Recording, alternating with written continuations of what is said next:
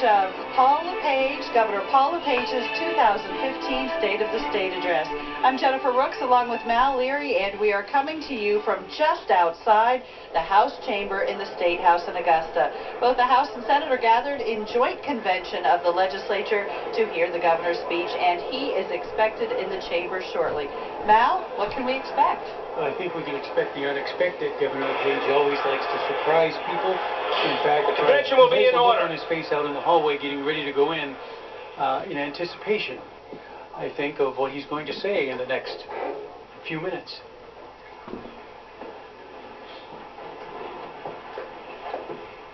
Hear ye, hear ye! Make way, make way, make way for His Excellency, the Governor and Commander-in-Chief of the State of Maine, the Honorable Paul R. LePage, and the Chief Justice of the Maine Supreme Court, the Honorable Lee Ingalls Softly. The Chair is pleased to welcome the Honorable Paul Richard LePage, Governor of the State of Maine, accompanied by the Honorable Lee L. Softly, Chief Justice of the Maine Supreme Judicial Court.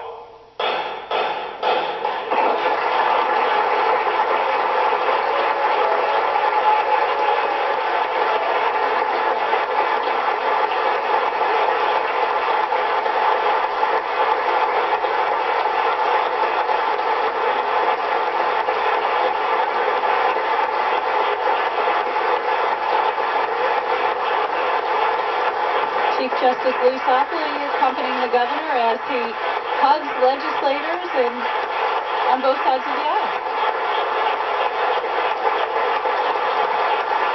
The governor's major topics is going to be tax reform.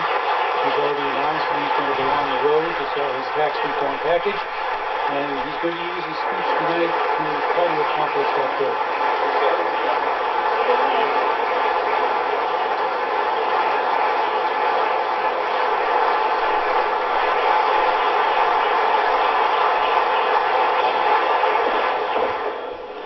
The Chair would like to thank this evening's herald, Staff Sergeant Sarah Kaya. Would she please rise and accept the greetings of the convention?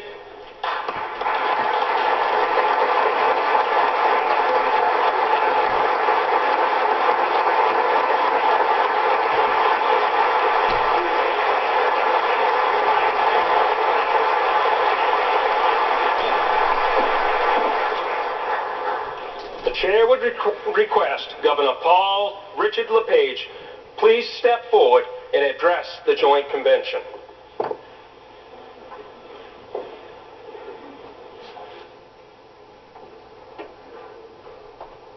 Good evening, Chief Justice Softly, President Thibodeau, Speaker Eves, members of the 127th Legislature, distinguished guests, and fellow Mainers.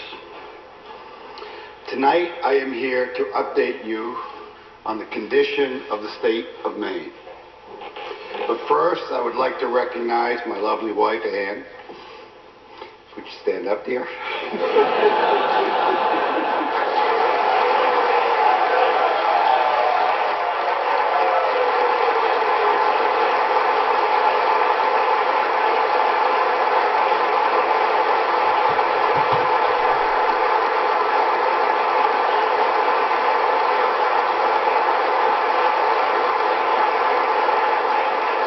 If it wasn't for Ann, I certainly wouldn't be the governor of the state of Maine.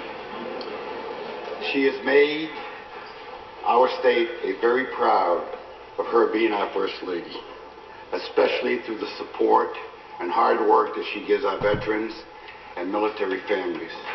And we are indebted to you forever, my love. To my family and close friends, I appreciate all you have done and continue to do for us in your support, especially Charlie Gons, who got me in this mess. Staff Sergeant Sarah Kaya, the Military Herald this evening, thank you for your courageous service to our state and nation.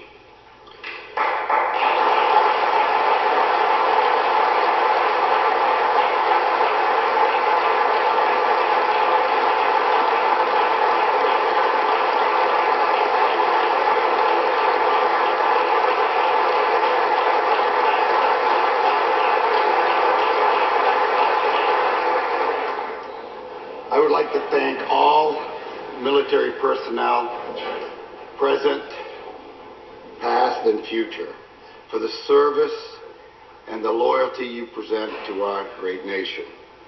You certainly make Maine very, very proud. Now, before I start on my remarks this evening, I need to make a very important announcement. I am the only Republican governor not running for president.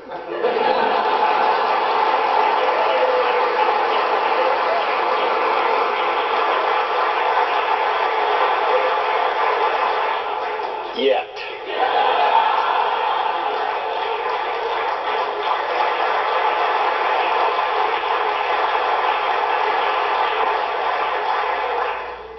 I became governor for one simple reason. I want prosperity and not poverty for all Maine people. Doing business as usual has hurt our ability to be competitive. It favors poverty and prevents the prosperity that we all desire. Mainers, it's time to innovate. We need an efficient, effective, and affordable government. But change is hard. It's much easier to protect the status quo. You know, studies sit on shelves collecting dust.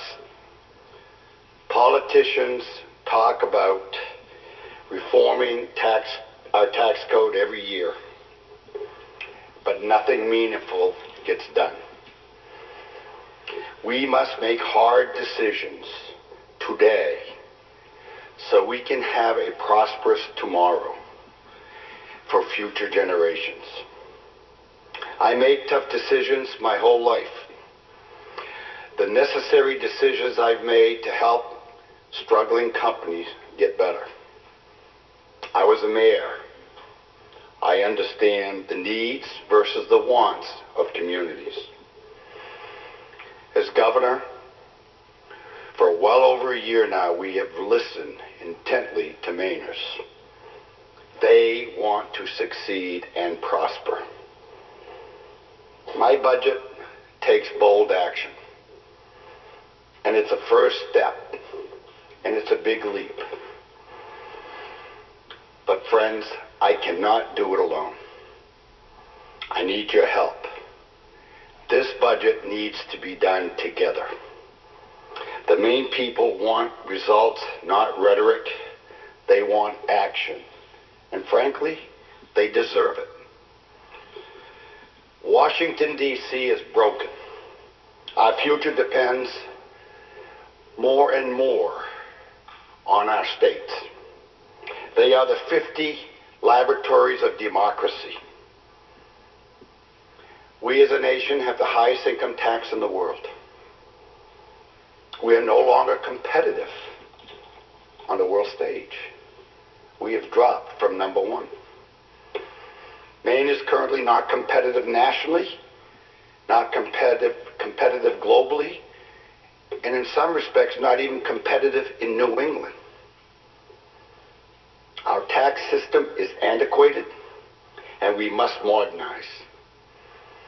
My fellow Mainers, you work hard for your paycheck. The government should be allowing you to keep your hard-earned money and not taking it and spending it without you having a say in it. You earned it, you should keep it.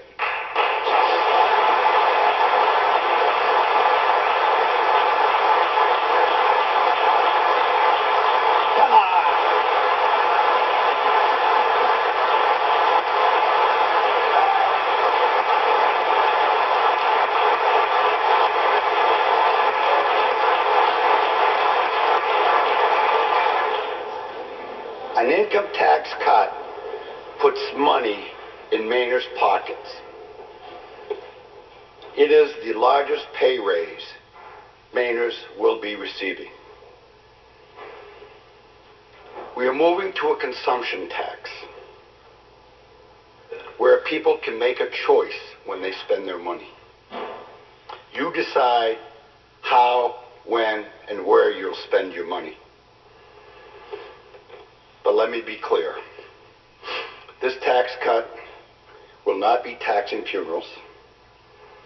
It's not taxing car repairs. It's not going to tax groceries or other basic necessities. My plan makes sure more taxes are paid by tourists, not by Mainers. Approximately 650,000 tax returns, Maine tax returns, pay the entire income tax bill. We have 29 million people who visit our state in a year. I think by broadening the sales tax and increasing it a little bit, we can get them to contribute far more to the revenue source the state needs than we currently do. Secondly, Maine is the #1 state with second homeowners from around the country. In the summer, we are one of the richest, wealthiest states in America. I think they ought to pay a little bit more for enjoying our state. And so I don't feel bad if we ask them to pay a little bit more property tax. Because people don't leave the state of Maine for property taxes. They don't leave the state of Maine for sales taxes. But they do leave the Maine when we go after their earnings. And so therefore, our refundable sales tax credit will help the lower and middle income Mainers to get money, more of the money that they pay in back. This plan is different than past plans. It's not a tax shift. This is a tax cut for all Mainers. My vision for Maine is a Maine without an income tax. But I'm not a magician. It's going to take a little time, and it takes help. I can't do it alone, and I'm asking for your help to pass the elimination of the income tax. When I took office, Maine's top income tax rate was 8.5%, one of the highest in the nation. We lowered it to 7.95%. Small incremental step. It was a baby step. Now we're going to 5.75% with the full intentions of getting it to 0. The 5.75% will make it a 40% cut in income tax since I've been your governor. A young married couple, both teachers, with a child, claiming a standard deduction, would get a $1,500 pay raise. That's a mortgage payment for many. Could be a couple of barrels or oil deliveries for a home, several car payments, even clothes for the kids to return to school. It's real money. It makes a real difference. Our tax plan, our revenue plan, is not revenue neutral. It is a clear intent on lowering the tax for Maine people. Revenue neutral are usually brought in when there's a lot of political gain. It's a lot of hype. I will tell you, I do have, like many politicians, have a special interest group. I do. My special interest is the Maine people.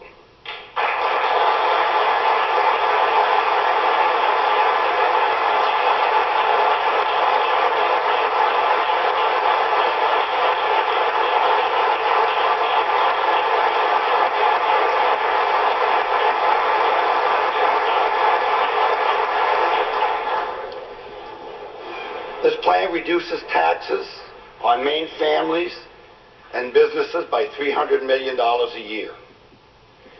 That's a real pay raise. to the Maine people. If Maine is to prosper, we must have the courage to innovate and move forward.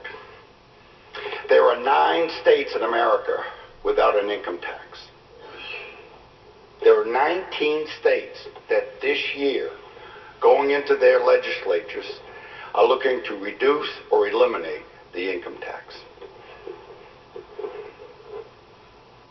We in Maine,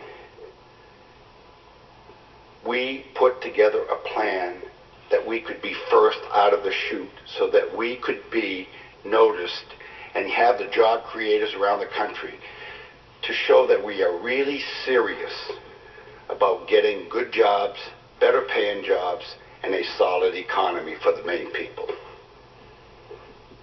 I want to show the nation that we're not at the end of the pipeline, but at the beginning of a new day. The Tax Foundation says this plan will propel Maine's ranking from 33rd to 23rd. That's not a jump, that's a pretty good leap. But 23rd is still not good enough. I think we ought to be in the top 10 because it's the job creators in America don't go much beyond the top 10. Maine's corporate tax is a job killer. It is the highest in the country, or was recently the highest in the country. My plan cuts it and it eliminates the alternative minimum tax. That will catapult Maine from 45th in the nation to 17th in the nation on corporate taxes. Now that's being a little bit more competitive.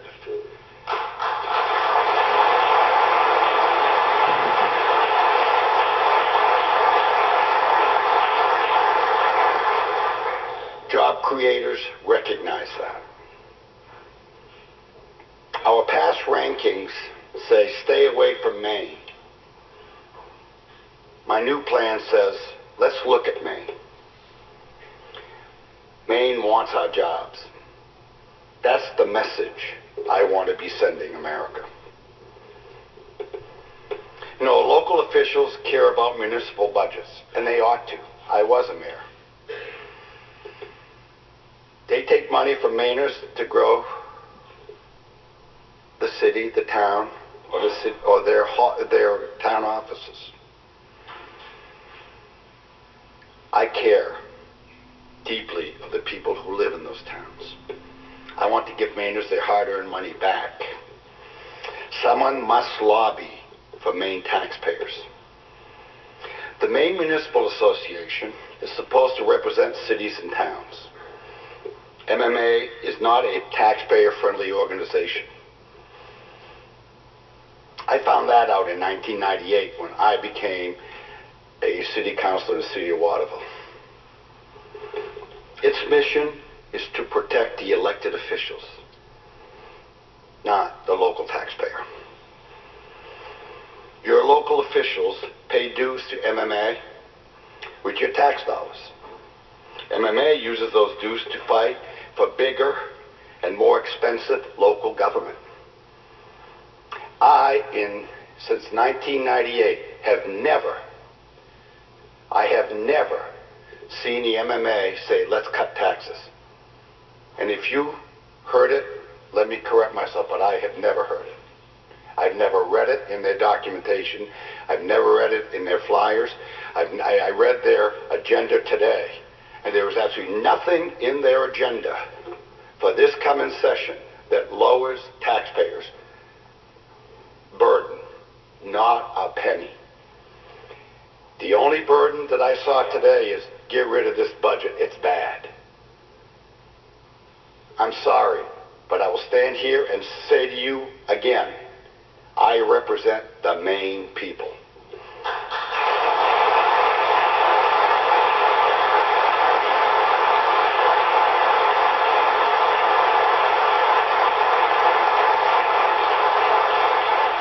I think we should call them the Middleman Association because they pit the local taxpayer against the local elected official. Never do they try to get them to work together. And that's very, very concerning. Give you an example. In Waterville, the city manager worries about losing $1 million in revenue sharing. Neighboring Winslow gets roughly $500,000 in revenue sharing. That's all that you've been hearing the last 2 or 3 weeks. The residents of Waterville and Winslow combined are paying $17 million per year in income tax. That's what I'm worried about. That's the pockets I want to make sure they fill with their own money. I asked them, would you trade $1.5 million for a little more property taxes to save $17 million in your pocket? You know, when I was at Martin's, I'd have taken that deal all day long. You know, over the years, and many of you who've been here many years and many terms know that there have been many property tax relief programs that have passed this House and passed referendum. And each and every one of them has failed. When LD1 was passed, the state of Maine had 37% of its general fund go to communities. In 2015, the current budget, 37% of the general fund revenues are going to communities. Nothing has changed. And property taxes have been spiraling upwards. And I will tell you, as a mayor, or as a governor, or as a businessman, I have never entered a company and haven't been able to find 10% right off the top. Because when you're so close to the trees and you miss the forest, there's a lot of inefficiencies that are low-hanging fruit.